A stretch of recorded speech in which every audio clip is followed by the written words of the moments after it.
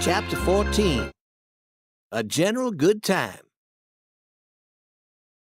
When we awoke, Jim and I examined the supplies we had found in the boat belonging to the 3 men.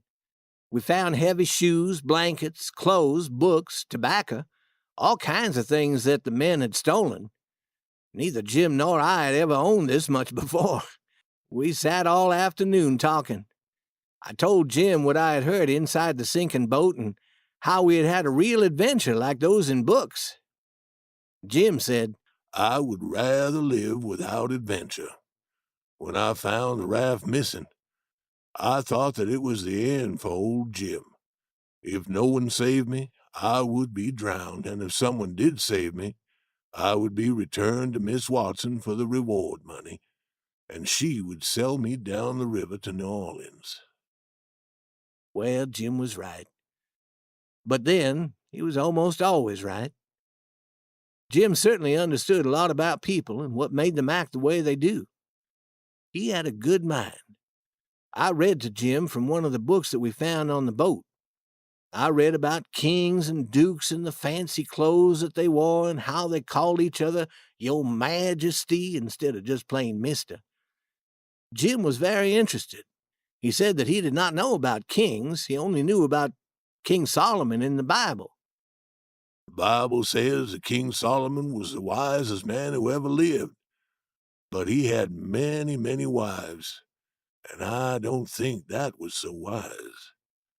Think of all the talking and the noise. And remember the time that 2 women came to him and each claimed to be the mother of the same baby? What does King Solomon say? He says he'll cut the baby into 2 pieces and give each woman a piece. Now, what can a woman do with half a baby? Do you think that was wise? But, Jim, you don't understand what King Solomon was doing. Don't tell me that I don't understand. I have common sense, and common sense will tell you that you can't settle an argument about a whole child with half a child. But, Jim, King Solomon knew that the baby's real mother wouldn't allow him to cut the baby in 2. You're wrong, Huck. King Solomon had so many, many children that one more meant little to him. He didn't value the baby the way a man would who has only 1 or 2. I knew I couldn't ever reason with Jim about King Solomon, so I changed the subject to French kings. I told him about King Louis XVI, who had his head cut off in France many years ago, and about his son, the Dauphin, who was supposed to become king but was put in prison.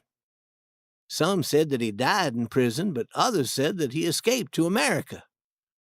What would a dolphin do in America? There are no kings here. Well, he could teach people to talk in French, I answered. What do you mean, Huck? Don't the French people talk the way Americans talk? No, Jim. You wouldn't understand a single word spoken by a Frenchman. Why, Huck? It makes no sense for a Frenchman to speak in a different language. He should talk so that everyone could understand him. Listen, Jim, does a cat talk like we do? No, a cat does not. Does a cow talk like us? No. Does a cat talk like a cow or a cow talk like a cat?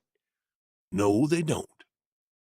Then it's natural and correct for a cat or a cow to talk different from us and different from each other. Do you agree? Certainly, Huck. Then why should it not be natural for a Frenchman to talk in a language different from the one we speak? Is a cat a man, Huck? Is a cow a man? Well, no. Then, of course, a cat or a cow won't talk like a man. But is a Frenchman a man? Well, yes. Then why can't he talk like a man? Answer that. I knew that I was wasting my words. I could never win in this kind of argument with Jim, so I quit.